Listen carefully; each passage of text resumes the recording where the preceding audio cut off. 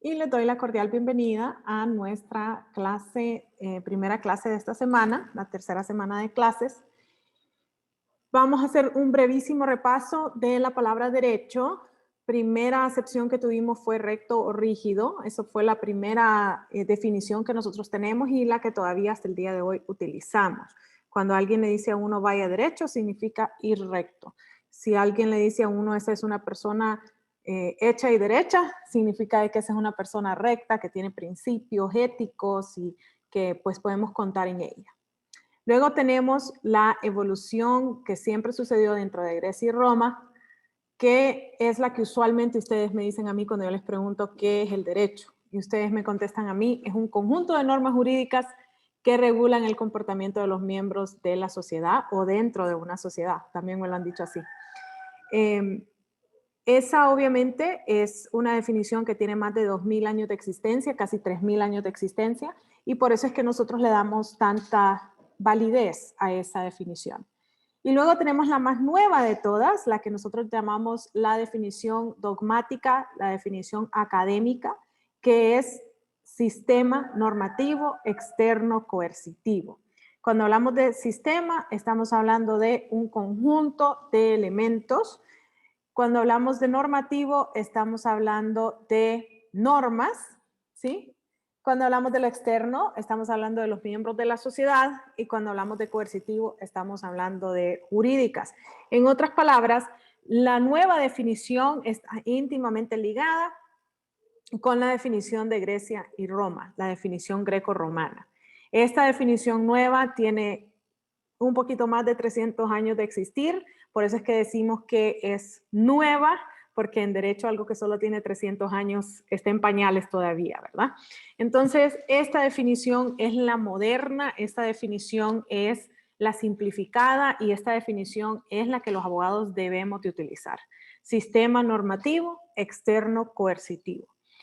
Y la segunda cosa que vimos fue justamente que era un sistema normativo. Empezamos diciendo que el sistema es un conjunto de componentes relacionados y dimos el ejemplo del sistema de matrícula de UTH, dimos el ejemplo del sistema de operación de mi celular, es un iOS, dimos también el ejemplo del sistema de salud de Honduras, en otra de mis clases dimos ese ejemplo. Entonces, básicamente un sistema es componentes que están relacionados para llegar a una finalidad o a una cosa.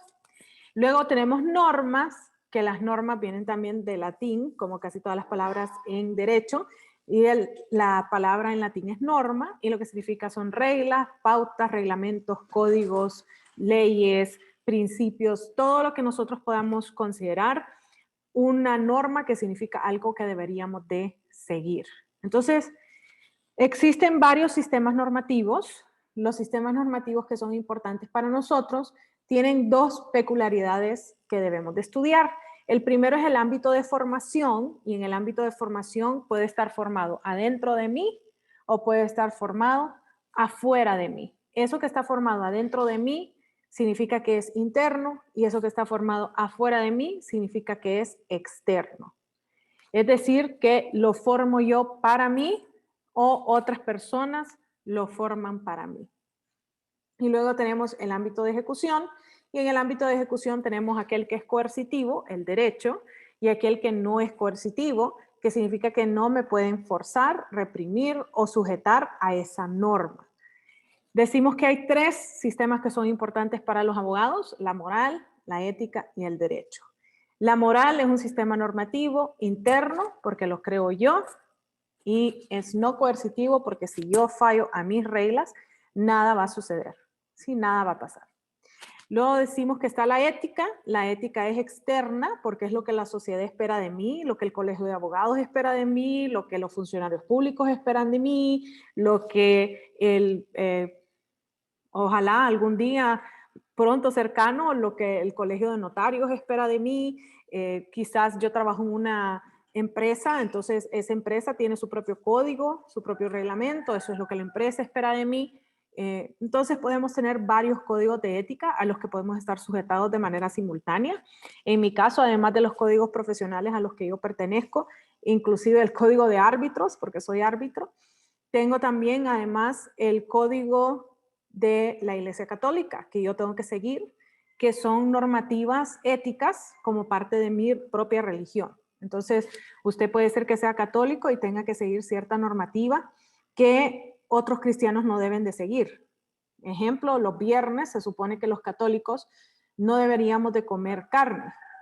Y otra de las cosas que nosotros nunca deberíamos de hacer, por ejemplo, es ver a alguien necesitado y no ayudarlo de alguna manera. Ese es el código de ética de la Iglesia Católica. Entonces, tenemos diferentes códigos de ética a los que estamos sujetados constantemente, inclusive de vez en cuando de manera simultánea. Yo no es que un día paro de ser abogada y me convierto en católica, no, o sea, yo siempre soy católica, yo siempre soy abogada, yo siempre soy mujer, por ejemplo.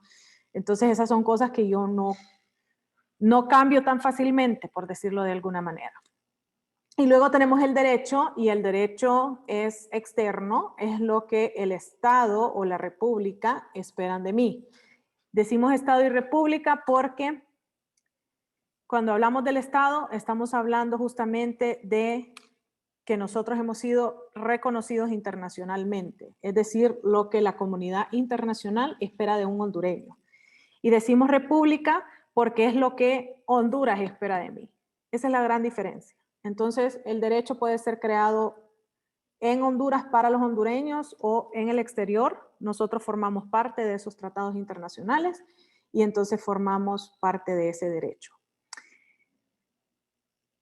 ¿Por qué es importante estudiar las tres? Porque tanto el que escribe o redacta la ley como el que tiene que aprobarla por medio de algún proceso, ya sea a nivel de Congreso, a nivel del Poder Ejecutivo o a nivel de la Corte Suprema mediante sus reformas o inconstitucionalidades, o pues el que crea esa firma, el que sanciona la ley, ¿sí?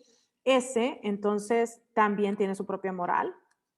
Vemos también que, además de eso, el que aplica la ley, es decir, los jueces que tienen que aplicar la ley, pues ellos tienen su propia moral. Y nosotros, los que tenemos que seguir la ley, tenemos nuestra propia moral, ¿sí? Esa moral puede ser que esté de acuerdo al derecho o puede ser que esté muy distante al derecho. Esa moral puede ser que esté muy de acuerdo a la ética o puede ser que esté muy distante a la ética. Esa ética, pues todos los que estamos involucrados en una sociedad tenemos esos códigos de ética que tenemos que seguir, ya sea que están o no están escritos, pero sí tenemos que seguirlos. Y luego tenemos el derecho, y el derecho es el que obligatoriamente tenemos que seguir.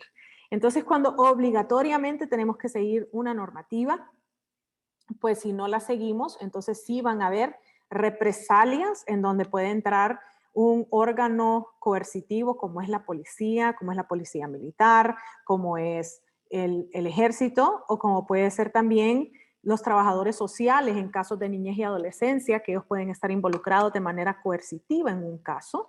Entonces, esas cosas nosotros las vemos que son claramente un ente que nos fuerza a seguir la ley. Si nosotros no seguimos la ley, pues entonces o no se nos van a reconocer los derechos o pues se nos van a quitar derechos e imponer inclusive ciertos deberes.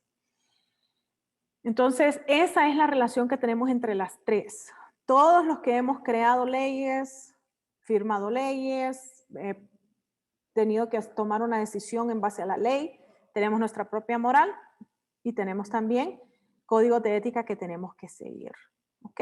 Entonces, muy interesante ver que sí existe una íntima relación. Muchos de mis colegas usualmente dicen, la moral no tiene nada que ver con el derecho.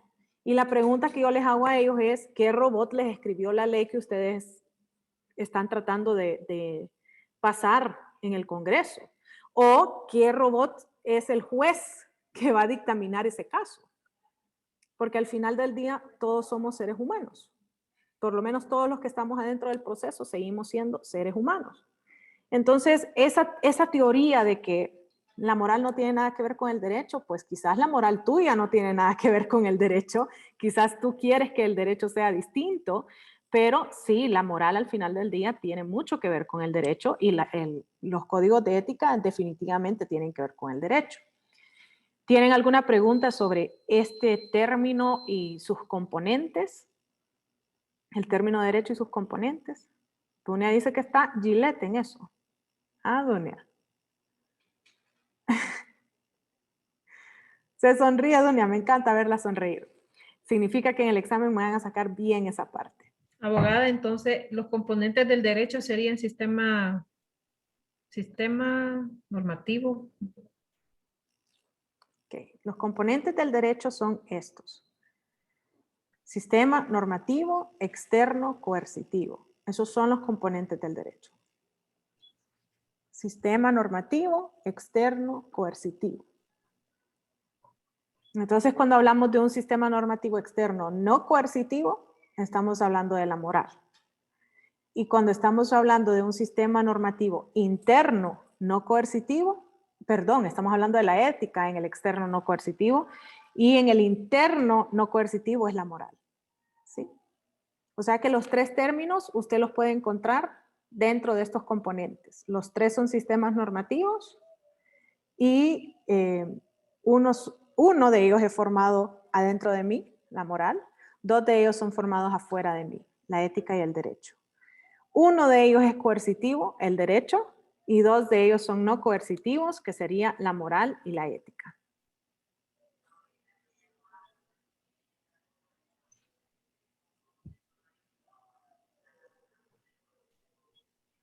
No, las miro escribiendo, por eso me quedo atenta, porque veo que están escribiendo.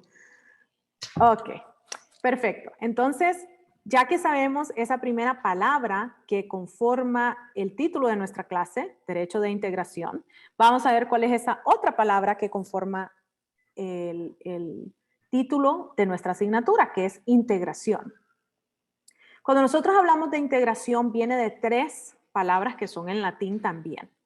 In, que es un principio de palabra, in, tangrare, que es una palabra, y omnem, que es una terminación de palabra.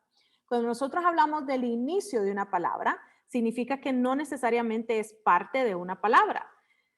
¿Qué podríamos decir que tiene esa calidad ahorita en el idioma español? Cuando nosotros decimos una palabra como resarcir, sarcir es la palabra, re significa volver a, ¿sí? Ejemplo, reprobar.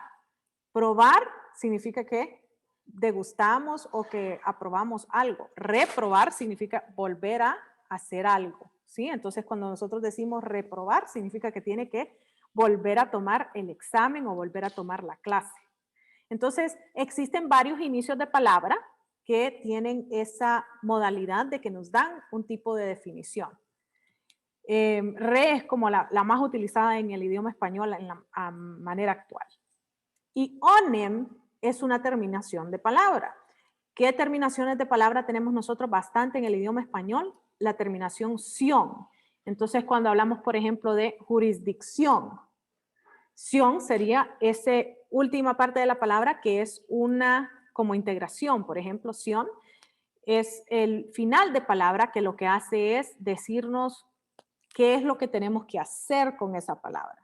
Entonces, onem es una terminación y in es un principio de palabra, que podemos adicionárselo a varias otras palabras. No necesariamente siempre lo van a ver juntas, ni necesariamente siempre lo van a ver integradas o formando parte de la palabra tangrar. Entonces, ya que hemos visto que son tres diferentes vocablos, lo que hacen parte de la palabra integración, vamos a estudiar qué es lo que significa cada una. In significa negación. O sea que estamos iniciando la palabra de integración con una negación. Algo no puede pasar si algo más no sucede. Es una negación. Entonces, cuando a usted le dicen que usted es incontrolable, significa que usted no tiene control. Eso es lo que significa. Estamos negando que usted tenga control. Esa es una excelente manera de decirlo porque yo creo que a nadie se nos olvida incontrolable, ¿verdad? Entonces, in significa que hace una negación de algo. Estamos negando que algo puede darse o suscitarse o existir. Luego tenemos la palabra tangrare. Y cuando hablamos de la palabra tangrare, lo que queremos decir es que se hace completo, se complementa, se completa, o sea, completar algo o se restaura algo. ¿Ok? Entonces, esto lo que significa es que estamos negando que algo se va a completar. Eso es lo que estamos, hasta estos momentos, integrare, de integra, lo que estamos diciendo es que estamos negando que algo pueda ser completo. ¿Ok? Negamos que algo pueda ser completo. Y entonces esa última palabra, onem, que en español nosotros le decimos sion, lo que significa es acción y efecto de. En otras palabras, estamos negando que algo se pueda complementar o completar o restaurar si no hay una acción o un efecto. Eso es lo que estamos diciendo con esa definición meramente desde el punto de vista etimológico. No puede darse la completación de algo si no sucede esta acción y efecto. O sea que estamos uniendo tres cosas para decir que se va a completar algo si se da una acción, no se puede completar ese algo si no se da esa acción. En otras palabras, lo que nosotros estamos diciendo es que tenemos que unir ciertos elementos para que se pueda crear un todo. Eso es lo que estamos diciendo. Si nosotros no unimos estos elementos, no se puede crear un todo. Otra manera de verlo es que no puede haber ese todo si no están sus elementos. O sea que si lo vemos desde el punto de vista negativo, la palabra está escrita desde el punto de vista negativo porque nos dice negación, no nos dice algo positivo de aceptación, sino que nos lo dice desde el punto de vista negativo. Desde el punto de vista negativo lo que nos está diciendo es no puede haber este todo que vamos a crear si todos sus elementos no están ahí. No puede haber ese todo si no están sus elementos. O la manera positiva de decirlo, vamos a unir los elementos para crear un todo. ¿Sí? O sea que tenemos esas dos maneras de verlo, punto de vista negativo, punto de vista positivo. ¿Y cuál es la palabra que es el antónimo de integración? La palabra que es el antónimo de integración es segregación. Y segregación lo que significa es separar los elementos de un todo. Eso es lo que significa segregar. Segrega significa voy a separar. Segregar, separar los elementos de un todo. Entonces, una pregunta que usualmente se hacen muchos de mis alumnos es, ¿y qué serán estos elementos de la integración? ¿Cómo nosotros podemos decir cuáles son los elementos de esa integración? Y esa respuesta es bien interesante, porque muchas de las personas nos dicen a nosotros, los elementos de la integración, especialmente en derecho internacional, son las partes. Muchas de las personas a mí me dicen, ese es, y ya, y ahí terminamos, son las partes. Pero la realidad de las cosas es que ustedes saben que aunque pareciera que los estados van a existir para siempre, esa no es la realidad. Una de las realidades que nosotros vivimos cuando yo estaba niña fue que cayó la Unión Soviética. Y la Unión Soviética se empezó a separar en diferentes estados. Muchas personas piensan, no, solo es Rusia. La Unión Soviética se convirtió en Rusia. No, la verdad es que se desegregó en varios estados que son reconocidos por Naciones Unidas. Entonces, ¿qué sucedió cuando nosotros quitamos esa parte? ¿Dejó de existir Naciones Unidas? La respuesta es no. La respuesta es más bien agregamos más estados a Naciones Unidas. Quitamos uno y agregamos varios más. Y dicho sea de paso, que dentro de ellos mismos se han ido desegregando, ¿sí? O segregando entre ellos. Uno de los ejemplos clásicos es que en mi tiempo, cuando yo era niña, miren, las canas son verdaderas, no son de esas que ahora se pintan el pelo en gris, estas son de verdad. Cuando yo era niña, el mapa mundi decía Unión Soviética, ¿sí? Eso era lo que decía el mapa mundi. Cuando yo ya pasé a secundaria, así de viejita estoy, cuando yo paso a secundaria, empiezan ya a existir varios otros estados. Y uno de esos que existía era Checoslovaquia, así se llamaba, Checoslovaquia. Entonces, varios de mi generación se quedan todavía con el pensamiento de que el estado se conoce como Checoslovaquia. Pero ¿qué es lo que tenemos ahorita actualmente? Ahorita tenemos 2 estados de ese que se salió de la Unión Soviética y no formó parte de Rusia. Tenemos el estado de Checa y tenemos el estado de Eslovaquia. O sea que dentro de ellos mismos se siguen desegregando hasta el día de hoy. Ejemplo, uno de los estados que se sale de la Unión Soviética es Yugoslavia y ahora Yugoslavia no existe. Ahora existen otros estados que inclusive existe, si recuerdan cuando tomaron Derecho Internacional Público 1 y estudiaron las Naciones Unidas, espero yo que hayan visto esa partecita en donde existe un tribunal penal que es muy similar a los tribunales de Nuremberg y de Tokio, en donde se persiguen los crímenes de la ex Yugoslavia. O sea que Yugoslavia ya no existe y ya tenemos un tribunal penal que busca a esos criminales de guerra de la ex Yugoslavia. Entonces, los elementos no necesariamente son las partes. Las partes son un elemento crucial, pero como un todo. No necesariamente si uno se sale o si adicionamos otro, es que estamos fragmentando esa integración. Ejemplo también clásico es que nosotros aquí en América Central hemos tenido esa idea de que somos una federación y después tuvimos la idea de que somos los 5 estados, hasta la bandera de Honduras, ¿verdad? Tiene esas 5 estrellas, esas 5 estrellas de los 5 originales de América Central. ¿Qué sucedió con Belice y con Panamá? ¿Quién me quiere contar qué fue lo que sucedió con Belice y Panamá que no eran parte de esos 5 originales? ¿Qué habrá sucedido con ellos? Empecemos con Belice, que esa debería de ser fácil para los hondureños. ¿Qué sucedía con Belice en los años 1700, 1800? ¿Qué sucedía con Belice? ¿De quién era Belice?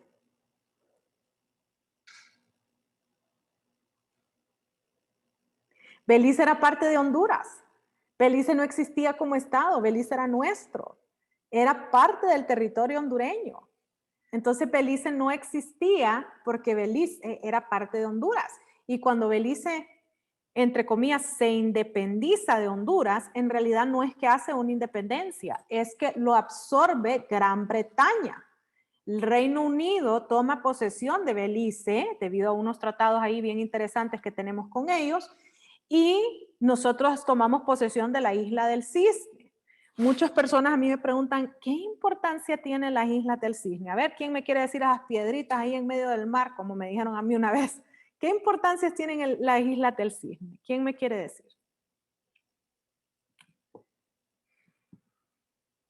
No es que tiene petróleo. Sí, Sonia, esa es una bien importante, pero muy importante es esa, Sonia. Hay petróleo ahí, sí. En todo el mar Caribe hay petróleo y por eso nos peleábamos y nos dábamos en la madre por el paralelo 15, que lo perdimos desgraciadamente. Pero sí, esa es una de las razones, ahí hay petróleo. Pero en 1700 y 1800, ¿qué habrá existido ahí? ¿Qué habrá existido en esas islas del Cisne? ¿De qué está cerca las islas del Cisne? Si se las busco ahorita en un mapa mundi, tal vez así lo podemos visualizar. Vamos a ver, Islas del Cisne. Vamos a buscar. Ahí hay un aeropuerto, dicho sea de paso. En el mapa inclusive me salen en inglés, ni siquiera me salen en español. Entonces quiero que vean dónde exactamente, porque están lejos las Islas del Cisne ustedes. No están aquí nomás. Quiero que miren cerca de qué queda Islas del Cisne. Vamos a ver si lo pueden visualizar. No, le voy a tomar foto y la voy a mandar al chat. Quiero que se fijen quiénes son los estados que están cerca de las Islas del Cisne y que una vez viendo ese mapa en su grupo de WhatsApp, me digan a mí qué es lo que será importante de eso. Islas del Cisne. Se las estoy mandando ahorita para que las miren. ¿Qué queda cerca de ahí? Porque ahí queda como lejitos de un montón de cosas, pero queda cerca de otras. Cuéntenme qué quedará cerca de ahí. Es más, voy a quitar el fondo para que lo puedan ver de mí. ¿A dónde están las preferencias? Aquí. Tengo que buscar las preferencias para quitar el fondo. Vamos a ver.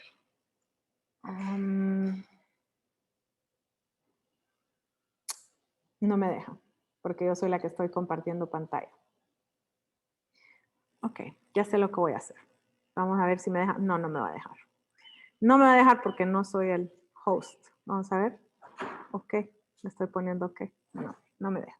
Pero pudieron ver en el chat del WhatsApp lo que les acabo de mandar de las Islas del Cisne. Dunia, ¿qué está viendo usted que queda cerca de ahí? Cuénteme, ¿qué queda cerca de ahí?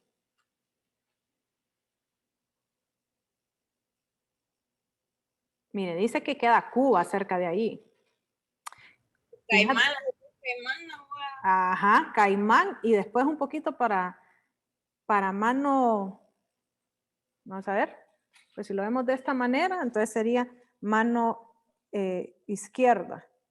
Si lo vemos de esta manera, aquí, ¿qué queda ahí? Queda Jamaica, queda Gran Caimán, queda Cuba. Eso nos queda cerca de las Islas del Cisne. Y como nosotros somos parte de los que creemos que son más millas náuticas, o sea que estamos hablando más de las 200 millas náuticas, ese tratado del derecho del mar, entonces nosotros lo que estamos tratando de decir es que tenemos fronteras. Tenemos frontera con Cuba, tenemos frontera con Gran Caimán, tenemos frontera con Jamaica. ¿Creen ustedes que será importante tener esas fronteras o no? ¿Será importante tenerlas? Sí, Dije, Cristian, que sí. Cuénteme, Cristian, ¿por qué era importante tener una frontera con Jamaica?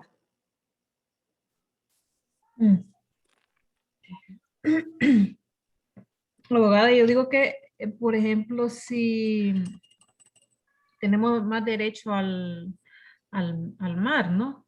Y es una manera de que si pasan de ahí, aunque no entren directamente a territorio, pues ya están dentro de nuestra jurisdicción, podríamos decirlo así. Primero que todo, Cristian lo está viendo desde el punto de vista de la soberanía. Muy importante, porque nosotros estamos teniendo frontera con estados que son parte del Reino Unido. O sea que estamos teniendo una frontera con el Reino Unido ustedes. Eso, acuérdense, estamos hablando de 1800, ¿verdad? Entonces tenemos frontera con el Reino Unido. Oigan, ya estamos hablando de palabras mayores, tener una frontera con el Reino Unido. Pero aún así, hoy en día, tener frontera con Jamaica, les recuerdo que ellos son parte del Commonwealth.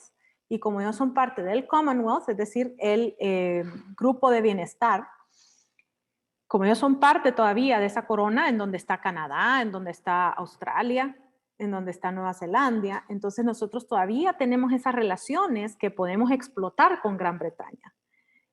Eso significa que Cancillería tiene que activarse en esas relaciones. Nosotros tenemos también ese punto de vista de la economía. Si nosotros tenemos más océano, ¿qué significa eso para nuestra pesca?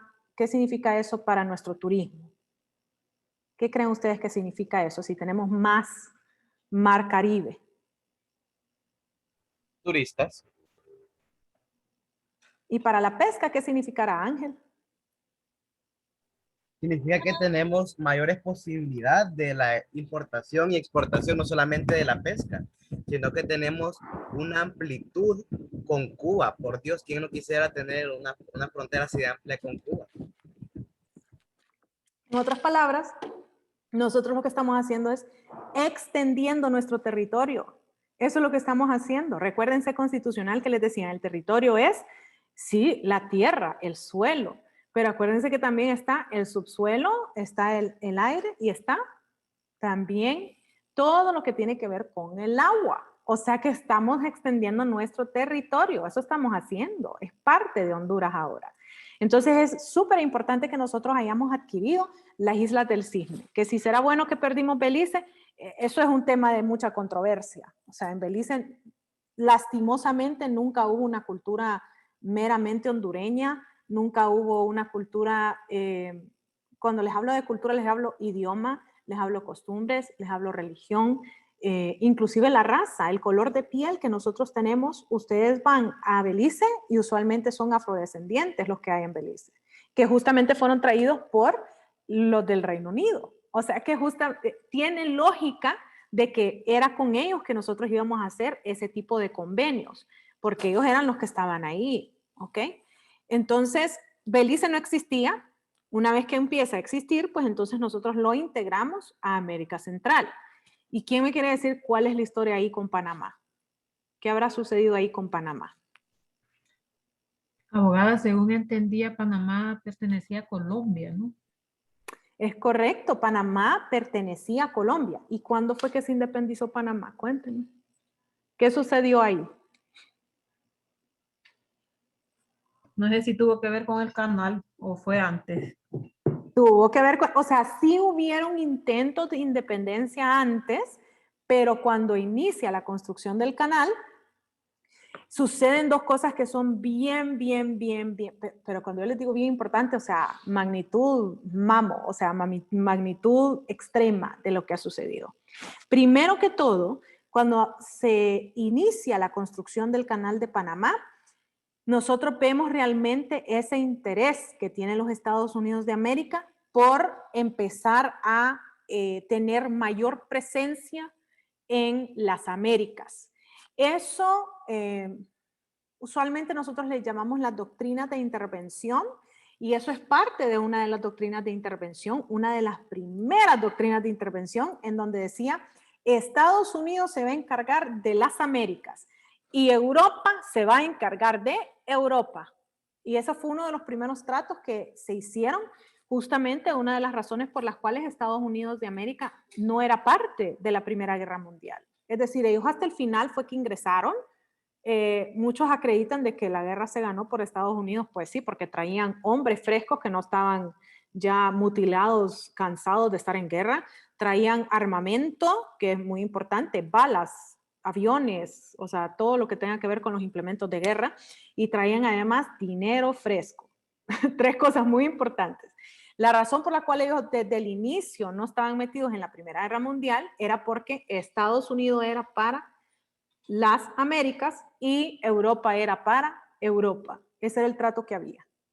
Entonces, esas doctrinas de intervención se ven claramente expuestas en Panamá, en donde pues nosotros todavía teníamos teniendo una presencia grande de los españoles.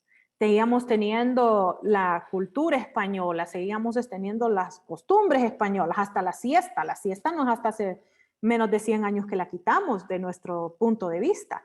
Entonces, empieza a desplazarse parte de la cultura española para involucrarse más la cultura de los Estados Unidos de América. Eso es lo primero muy importante que sucede. Segunda cosa muy importante que sucede es que el canal de Panamá corta el continente americano. Antes, América era una sola, porque estábamos conectados arriba del mar, que eso es muy importante aclararlo. Estamos conectados arriba del mar por un solo paso de tierra. El canal de Panamá, cuando abren el canal de Panamá, se convierte en dos continentes. Y entonces es donde ustedes miran esa teoría de América del Norte y América del Sur. Y un montón de personas se preguntan, ¿pero por qué América del Norte y del Sur? Ok, está bien, dividámoslo en dos, pero no lo hacemos por idioma, no lo hacemos por cultura, no lo hacemos porque, acuérdense, América del Norte, estamos México, Honduras, Guatemala, El Salvador, esos hablan español. Los Estados Unidos hablan inglés, Canadá hablan inglés y francés, o sea que no es por idioma, no es por cultura. Entonces, no es que estamos en el hemisferio norte, porque Colombia todavía sigue siendo parte del hemisferio norte. Entonces, ¿cuál es la gran diferencia? Y la gran diferencia es que el canal de Panamá rompe la tierra para que el mar pase. O sea que ya no somos un solo continente, ahora somos dos continentes. Desde el punto de vista científico, geológico, somos dos continentes. Entonces, muchos me preguntan a mí, pero abogada, ¿dónde más nosotros podemos ver eso?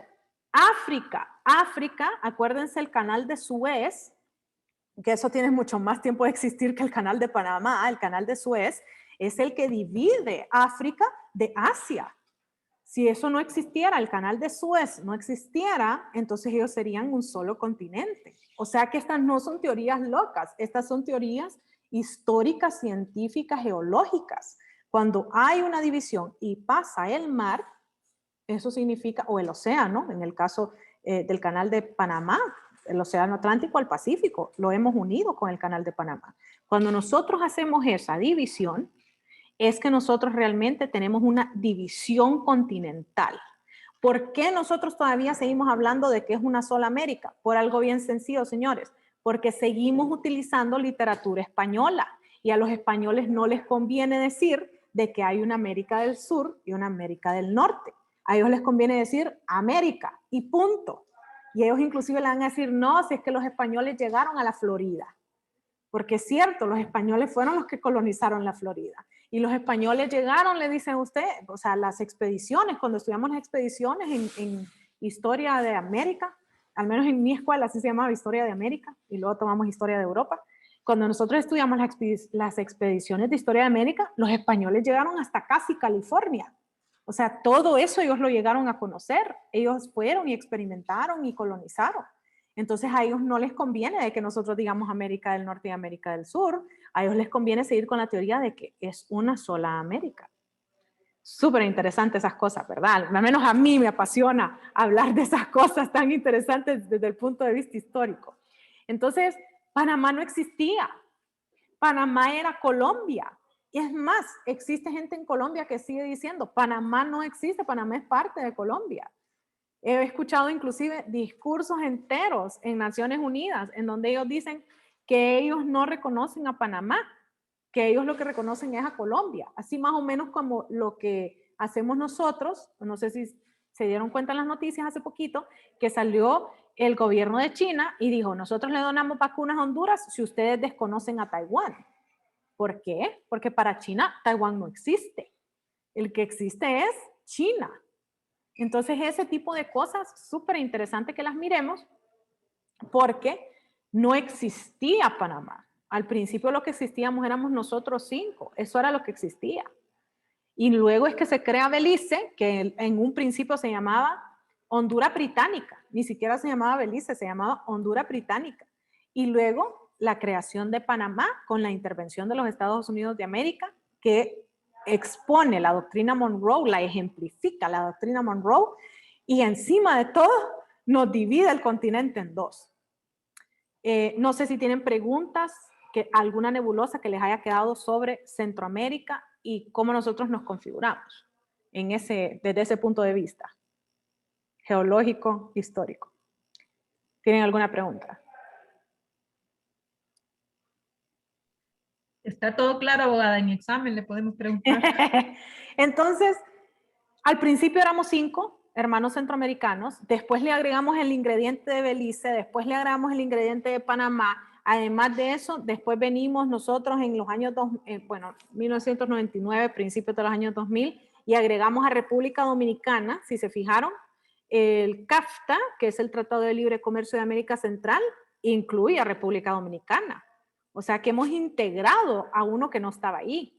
Y también tenemos esos eventos en donde nosotros tenemos el Triángulo Norte. ¿Por qué? Porque Nicaragua no se ha querido unir, porque Costa Rica más bien siempre dice que no. Tenemos el CA3, tenemos el CA4, ¿sí? Esas cuestiones aduaneras. Dígame, Ariana. Ah, le decía que, pero sin embargo, Panamá no se cree de Centroamérica, porque si usted se fija, ellos siempre dicen Centroamérica y Panamá. Entonces ellos como que se excluyen de Centroamérica. Es correcto, en muchas cosas, eso va a depender bastante también de quién es el presidente. Muchas veces el Poder Ejecutivo tiene un punto de vista y cuando cambia el poder, otro punto de vista. Eso también es bien interesante en cuestiones de integración. Nosotros lo vemos bastante pronunciado aquí mismo en Honduras, donde nosotros nos hemos integrado, por ejemplo, cuando estaba el presidente Zelaya, nos integramos al ALBA. Cuando se fue el presidente Zelaya, lo primero que hizo Micheletti, que era de su propio partido, fue sacarnos del ALBA, iniciar el proceso de retiro, y luego cuando entra Pepe Lobo, adiós, goodbye, no te conozco, señores del ALBA. Entonces, hemos tenido presidentes que quieren integrarse a ciertas cosas y presidentes que se quieren salir de esas integraciones.